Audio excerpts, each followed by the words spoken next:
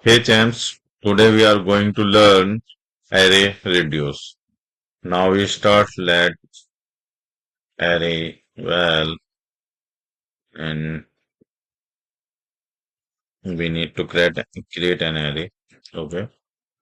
And new let array well to array well dot reduce.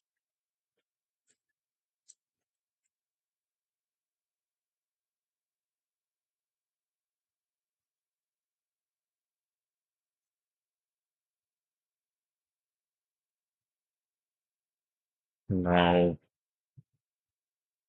s plus well 0. Now this will be sum of the array node index.js. Now this will be sum. So you can sum the array using reduce.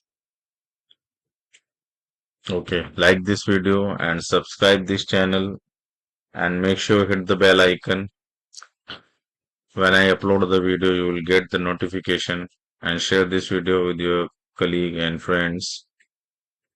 Thank you very much for watching my video.